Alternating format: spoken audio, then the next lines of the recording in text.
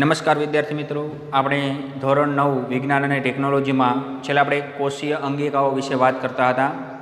એમાં આપણે 4 કોષીય અંગિકાઓ વિશે અભ્યાસ કર્યો હતો. આપણે 5મી કોષીય અંગિકા જે છે એ છે રંજક કણો. તો આજે આપણે રંજક કણો વિશે અભ્યાસ કરીશું. 5મી કોષીય અંગિકા છે રંજક કણો.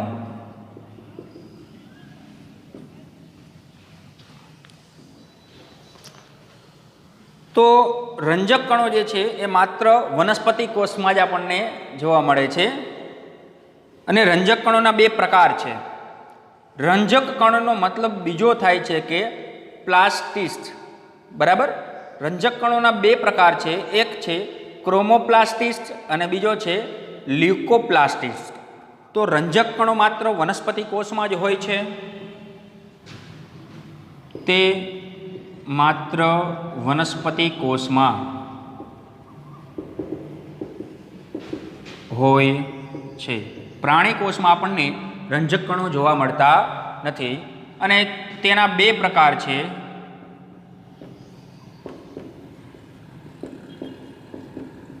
એમાં સૌથી પહેલો એનો પ્રકાર જે છે એ છે ક્રોમોપ્લાસ્ટિસ્ટ.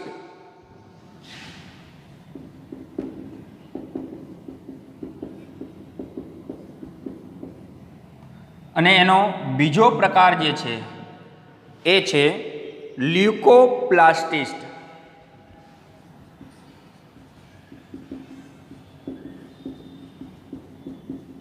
ક્રોમોપ્લાસ્ટિસ્ટ અને લ્યુકોપ્લાસ્ટિસ્ટ આ 2 રંજક કણના પ્રકાર છે. રંજક કણ જે છે તે ક્લોરોફિલ રંજક દ્રવ્ય ધરાવે તો તે હરિત કણો તરીકે ઓળખાય છે. રંજક કણો ક્લોરોફિલ રંજક દ્રવ્ય ધરાવે છે.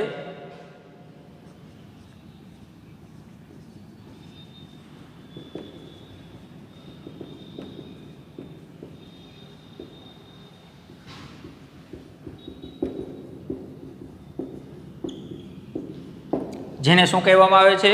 રંજક કણો જે ક્લોરોફિલ રંજક દ્રવ્ય ધરાવે છે તેને શું કહેવામાં આવે છે? તો કે હરિત કણો. અને હરિત કણ વિશે તમે ધોરણ 8માં પણ અભ્યાસ કરી ચૂક્યા છો.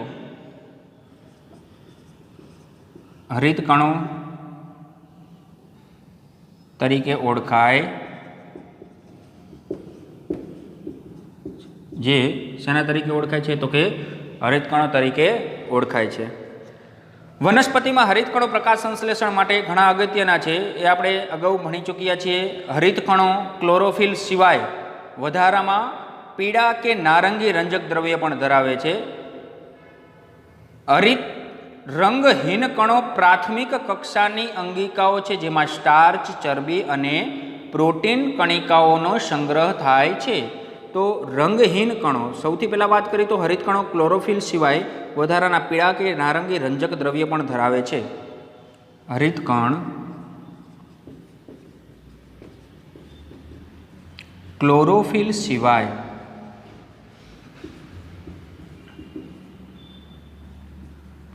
વધારાના પીળા કે નારંગી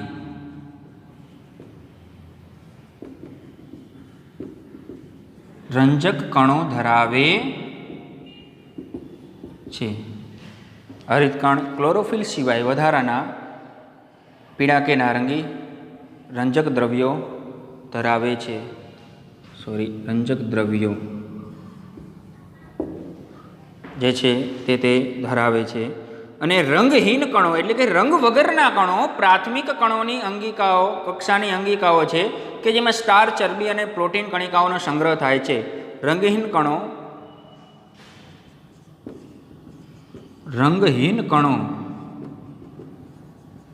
પ્રાથમિક કક્ષાની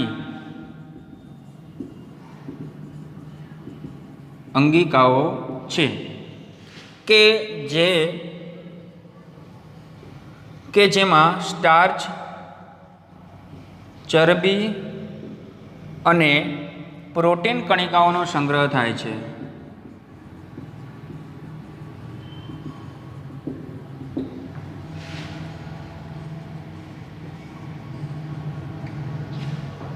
રંગહીન કણો પ્રાથમિક કક્ષાની અંગિકાઓ છે કે જેમાં સ્ટાર્ચ, ચરબી અને પ્રોટીન કણિકાઓનો સંગ્રહ થાય છે. રંજક કણોના આંતરિક આયોજનમાં ઘણા બધા પટલીય સ્તરો દ્રવ્યમાં લટકતા આવેલા હોય છે કે જે દ્રવ્યને ટ્રોમા કે આધારક કહે છે.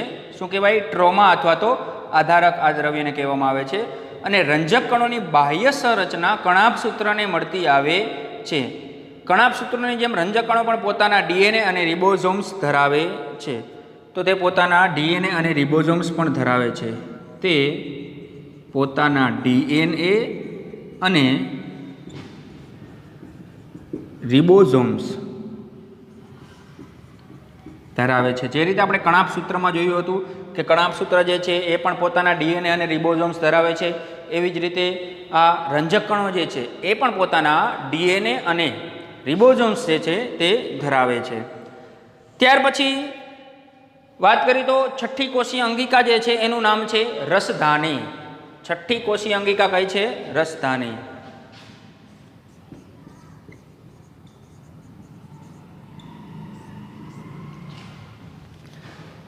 તો રસધાની જે છે એ ઘન કે પ્રવાહી પદાર્થોનો સંગ્રહ કરતી કોથળી જેવી રચના છે. રસધાની ઘન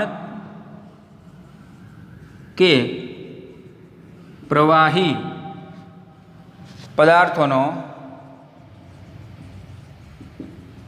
સંગ્રહ કરતી શું છે? કોથળી છે. રસધાની ઘન કે પ્રવાહી પદાર્થોનો સંગ્રહ કરતી કોથળી છે. એના જેવી જ રચના ધરાવે છે.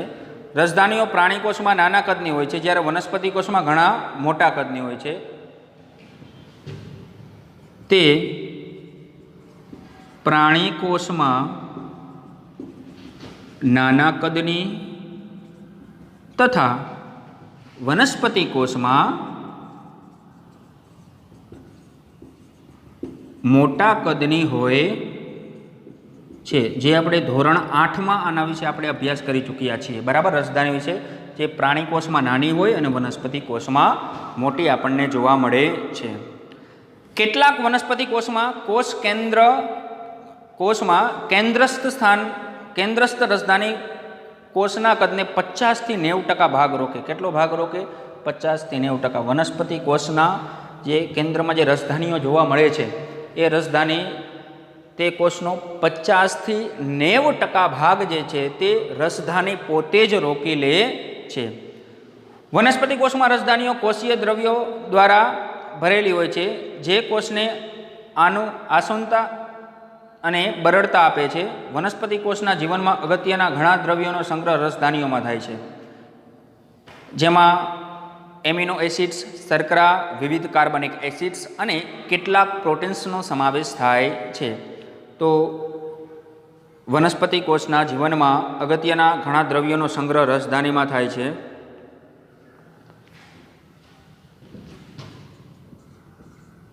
વનસ્પતિ કોષમાં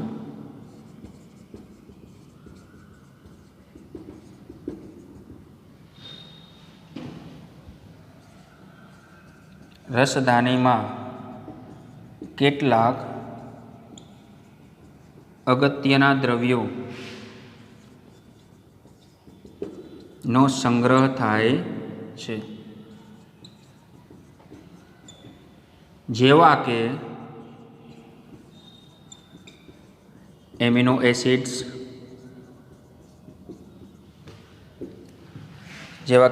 એસિડ્સ, શર્કરા, વિવિધ કાર્બનિક એસિડ્સ,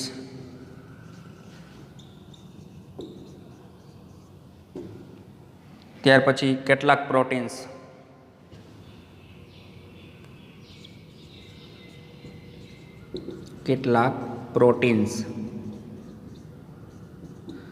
આ બધાનો સમાવેશ જે છે તે રસધાનીમાં દ્રવ્યના સંગ્રહ માટે થતો હોય છે. અમીબા કે જે એકકોષીય સજીવ છે, આપણને ખબર જ છે.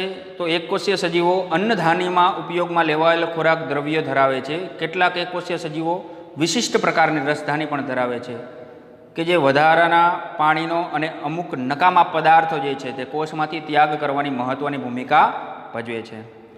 પ્રત્યેક કોષ આ રીતે તેમની પોતાની રચના અને કાર્ય કરવાની ક્ષમતા ધરાવે છે, કારણ કે તેમનું પટલીય આયોજન અને અંગિકાઓ વિશિષ્ટ રીતે આયોજનબદ્ધ હોય છે. આમ કોષ પાયાનું બંધારણીય આયોજન ધરાવે છે, જે વિવિધ કાર્ય કરવામાં મદદરૂપ થાય છે. જેવા કે શ્વસન, પોષણ મેળવવું, નકામા દ્રવ્યો દૂર કરવા કે નવા પ્રોટીન્સનું નિર્માણ કરવું, આવા બધા જ કાર્યો જે છે તેનું આયોજન જે છે તેમાં આપણને કોષોમાં જોવા મળતું હોય છે. આમ કોષ એ સજીવનો પાયાનો બંધારણીય એકમ છે, તેમજ સજીવો પાયાનો એક ક્રિયાત્મક એકમ છે. તો આમ કોષ જે છે તે સજીવનો પાયાનો બંધારણીય એકમ છે. આમ કોષ સજીવનો પાયાનો બંધારણીય એકમ છે. તો આપણે જે બે કોષીય અંગિકાઓ બાકી હતી, રંજક કણો અને રસદાની, બરાબર છે, તેના વિશે આપણે અભ્યાસ કર્યો. ત્યાર પછીનો આપણો ટોપિક આવે છે કે કોષ વિભાજન. તો કોષોનું વિભાજન, એક કોષમાંથી બે કોષ કઈ રીતે બને, ચાર કોષ કઈ રીતે બને, એની આપણે ચર્ચા કરી. કોષ વિભાજન તો કે કોષોનું વિભાજન થવું, એકમાંથી બે, બેમાંથી ચાર, આ રીતે કઈ રીતે કોષ બને છે. તો જૂના મૃત અને ઇજાગ્રસ્ત કોષોના સ્થાને સજીવોના ક્રમાનુસાર વૃદ્ધિથી નવા કોષનું નિર્માણ થાય છે અને પ્રજનન માટે જન્યુ કોષોનું નિર્માણ આવશ્યક છે. જે ક્રિયા દ્વારા નવા કોષોનું નિર્માણ થાય છે તેને કોષ વિભાજન કહે છે. તો કોષ વિભાજન એટલે શું?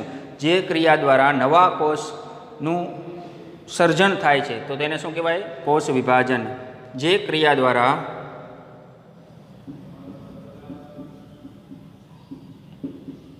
નવા કોષોનું નિર્માણ થાય છે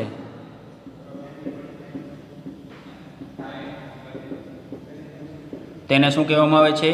કોષ વિભાજન. તો તમને કોષ વિભાજનની વ્યાખ્યા પૂછે તો એની વ્યાખ્યા છે કે જે ક્રિયા દ્વારા નવા કોષનું નિર્માણ થાય તેને કોષ વિભાજન કહે છે.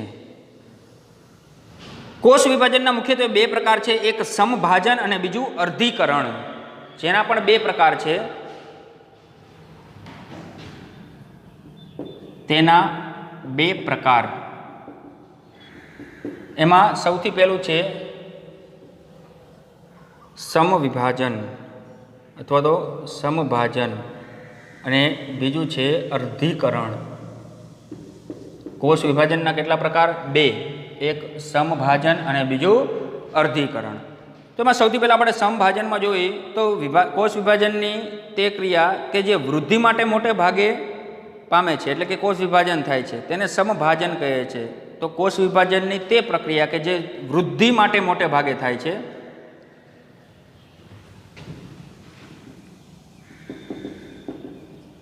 કોષ વિભાજનની એ પ્રક્રિયા કે જે વૃદ્ધિ માટે, પોતાના વિકાસ માટે મોટે ભાગે થાય તેને શું કહેવામાં આવે છે? સમભાજન. તો તેને સમભાજન કહે છે. તો સમભાજન એટલે શું? તો કે કોષ વિભાજનની એ પ્રક્રિયા કે જે મોટે ભાગે વૃદ્ધિ માટે થાય, પોતાની કોષની વૃદ્ધિ માટે થતું હોય તો તેને સમભાજન તરીકે ઓળખવામાં આવે છે. આ ક્રિયામાં પ્રત્યેક કહેવાતો માતૃકોષ વિભાજનથી બે સમાન બાળકોષનું નિર્માણ કરે છે. આ ક્રિયામાં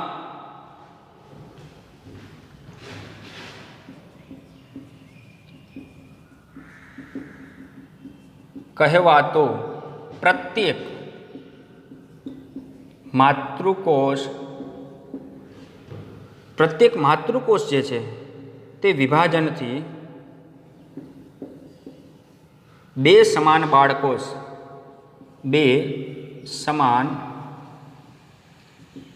બાળકોષનું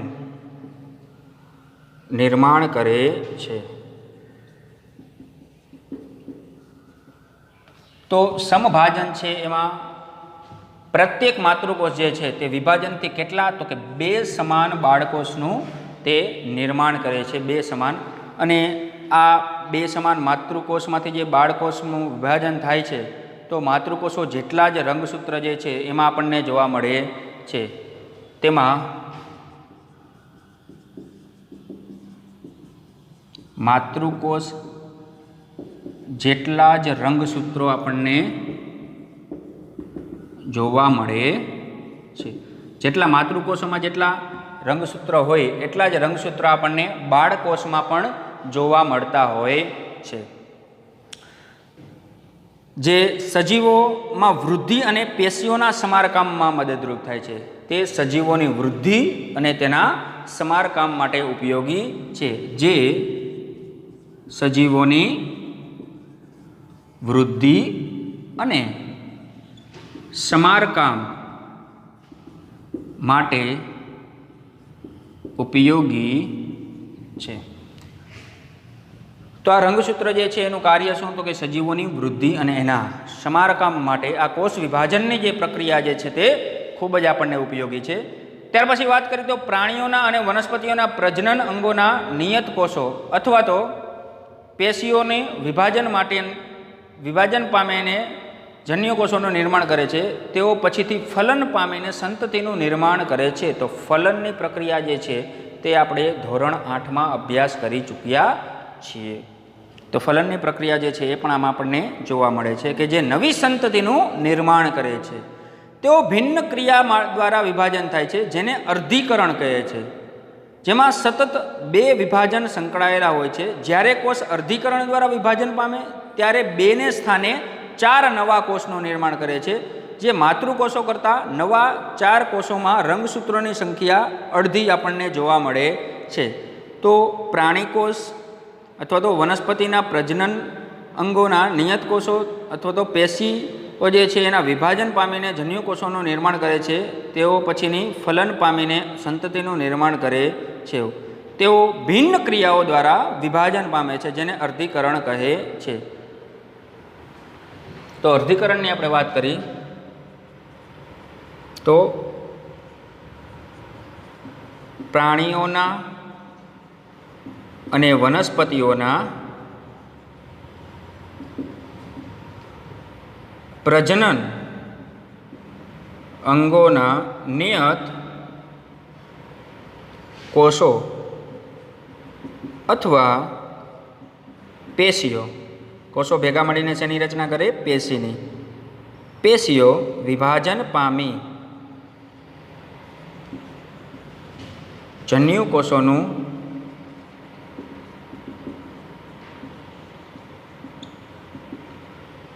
નિર્માણ કરે છે કે જેઓ પછીથી ફલન પામી સંતતિનું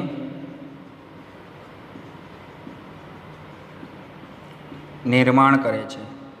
તો પ્રાણી અને વનસ્પતિ જે છે એમાં આપણે પ્રજનન અંગો એટલે કે પ્રજનન અંગોના નિયત કોષો અથવા તો પેશી જે છે તે વિભાજન પામી જન્યુકોષોનું નિર્માણ કરે છે કે જેઓ પછીથી ફલનની પ્રક્રિયા દ્વારા એટલે કે ફલન પામીને સંતતિનું નિર્માણ કરે છે. તો એમાંથી ફલન પ્રક્રિયા દ્વારા જે છે તે સંતતિનું આપણને નિર્માણ થયેલું આપણને એમાં જોવા મળે છે. હવે એમાં આપણે વાત કરીએ તો જેમાં સતત 2 વિભાજન થાય. કેટલા? 2 વિભાજન થાય છે અને ભિન્ન ક્રિયા દ્વારા વિભાજન પામે છે, જેને અર્ધીકરણ કહે છે. તેઓ ભિન્ન ક્રિયા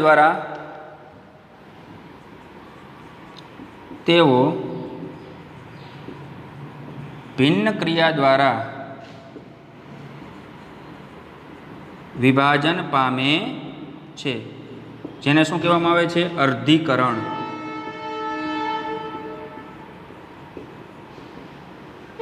જેઓ ભિન્ન ક્રિયા દ્વારા વિભાજન પામે છે એને અર્ધીકરણ કહેવામાં આવે છે. અને તેઓ સતત 2 વિભાજન સંકળાયેલા છે. જ્યારે કોષ અર્ધીકરણ દ્વારા વિભાજન પામે છે ત્યારે 2ને સ્થાને કેટલા? 4 કોષોનું નિર્માણ કરે છે. જ્યારે કોષ અર્ધીકરણ દ્વારા વિભાજન પામે છે, જ્યારે કોષ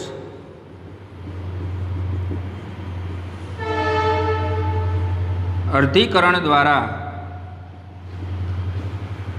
વિભાજન પામે છે ત્યારે તે 2ની જગ્યાએ કેટલા કોષોનું નિર્માણ કરે? તો કે 4 કોષોનું નિર્માણ કરે છે.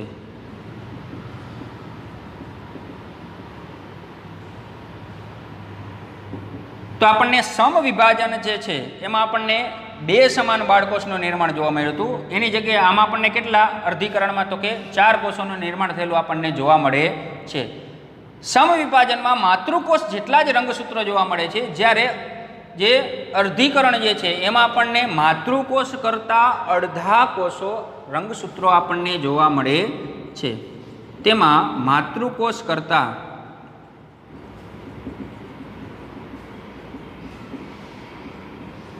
અડધા રંગસૂત્રો જોવા મળે છે. માતૃકોષ કરતાં કેટલા રંગસૂત્રો આપણને જોવા મળે છે? તો કે અડધા જ રંગસૂત્ર આપણને જોવા મળે છે. તો આપણે કોષીય અંગિકામાં રંજક કણો, રસધાની 2 વિશે આજના લેક્ચરમાં વાત કરી. ત્યાર પછી આપણે કોષ વિભાજન વિશે વાત કરી. તો ફરીથી આપણે જોઈ લઈએ. ચલો, રંજક કણો જે છે તો તે માત્ર વનસ્પતિ કોષમાં જોવા મળે, પ્રાણી કોષમાં જોવા મળતા નથી. એના મુખ્યત્વે 2 પ્રકાર છે, એક ક્રોમોપ્લાસ્ટિસ્ટ અને બીજો લ્યુકોપ્લાસ્ટિસ્ટ. હવે રંજક કણો જે છે તે ક્લોરોફિલ રંજક દ્રવ્ય ધરાવે છે કે જે હરિત કણો તરીકે ઓળખાય છે. આપણને ખબર છે કે વનસ્પતિમાં હરિત કણો આવેલા હોય છે. હરિત કણ ક્લોરોફિલ સિવાય વધારાના પાસા 2 રંજક દ્રવ્યો ધરાવે છે, એક પીળા અને એક નારંગી રંજક દ્રવ્ય ધરાવે. હવે રંગહીન કણો એટલે કે રંગ નથી તેવા કણો જે છે એ પ્રાથમિક કક્ષાની અંગિકાઓ છે કે જેમાં સ્ટાર્ચ, પ્રોટીન અને ચરબી જે છે એ કણિકાઓનો સંગ્રહ થાય છે. તેઓ પોતાના જ ડીએનએ અને પોતાના જ રિબોઝોમ્સ ધરાવે છે. ત્યાર પછી વાત કરી રસધાની કે જે ઘન અને પ્રવાહી પદાર્થોના સંગ્રહ કરતી કોથળી છે, એના જેવી રચના આપણને જોવા મળે છે, જે પ્રાણી કોષમાં નાના કદની અને વનસ્પતિ કોષમાં આપણને કેવા મોટા કદની જોવા મળે છે. વનસ્પતિ કોષમાં રસધાનીમાં કેટલાક અગત્યના દ્રવ્યોનો સંગ્રહ થાય છે, જેવા કે એમિનો એસિડ્સ, ત્યાર પછી આપણે જોયું શર્કરા અને વિવિધ કાર્બનિક એસિડ્સ અને કેટલાક પ્રોટીન્સ, આ બધાનો એમાં સમાવેશ થાય છે. આમ કોષ સજીવનો પાયાનો એક બંધારણીય એકમ છે. ત્યાર પછી આપણે જોયું કોષ વિભાજન. તો કોષ વિભાજનની વ્યાખ્યા સૌથી પહેલાં કે જે ક્રિયા દ્વારા નવા કોષનું નિર્માણ થાય તેને કોષ વિભાજન કહે છે. કોષ વિભાજનના મુખ્યત્વે 2 પ્રકાર, એક સમભાજન અને બીજું અર્ધીકરણ. તો સમભાજનમાં આપણે જોઈએ તો કોષ વિભાજનની એ પ્રક્રિયા કે જે વૃદ્ધિ માટે મોટે ભાગે થાય છે. શેના માટે? વૃદ્ધિ માટે થાય છે, તો તેને સમભાજન કહેવામાં આવે છે. અને આ ક્રિયામાં કહેવાતા પ્રત્યેક માતૃકોષ વિભાજનથી 2 સમાન કોષોનું નિર્માણ કરે છે, જેમાં માતૃકોષ જેટલા જ રંગસૂત્ર આવેલા હોય છે. ત્યાર પછી આપણે અર્ધીકરણની વાત કરી તો જે સજીવોની વૃદ્ધિ અને સમારકામ માટે જે સમભાજન જે છે તે સજીવોની વૃદ્ધિ અને સમારકામ માટે ઉપયોગી છે. પ્રાણીઓના અને વનસ્પતિઓના પ્રજનન અંગોના નિયત કોષો અથવા તો પેશીઓ, પેશી એટલે કે કોષોનું જોડાણ, પેશીઓ વિભાજન પામી જન્યુ કોષોનું નિર્માણ કરે છે કે જેઓ પછીથી ફલન પામીને સંતતિનું નિર્માણ કરે છે. તેઓ ભિન્ન ક્રિયા એટલે કે અલગ અલગ ક્રિયા દ્વારા વિભાજન પામે છે, જેને અર્ધીકરણ કહેવામાં આવે છે. જ્યારે કોષમાં અર્ધીકરણ દ્વારા વિભાજન પામે ત્યારે 2ની જગ્યાએ 4 કોષોનું નિર્માણ થાય છે અને તેમાં દરેક માતૃકોષ જે છે એના કરતાં અડધા રંગસૂત્રો આપણને જોવા મળે છે. તો અહીંયા આપણો જે 5મો પાઠ જે છે સજીવનો પાયાનો એકમ, એના વિશે આપણે અભ્યાસ કર્યો. આ પાઠ આપણો અહીંયા પૂર્ણ થાય છે. આના પછીના લેક્ચરમાં આપણે કોઈ નવા પાઠ જે છે એ શરૂ કરશું. આજે બસ આટલું જ. Thank you. આ પાઠમાં કોઈ પણ તકલીફ પડી હોય અથવા તો કોઈ પણ સમજણ ન પડી હોય તો તે તમે તમારી બુકમાં નોટ કરી શકો છો. જ્યારે સ્કૂલ ઓપન થશે ત્યારે આપણે તે બધા જ પ્રશ્નોનું સોલ્યુશન મેળવીશું. Thank you.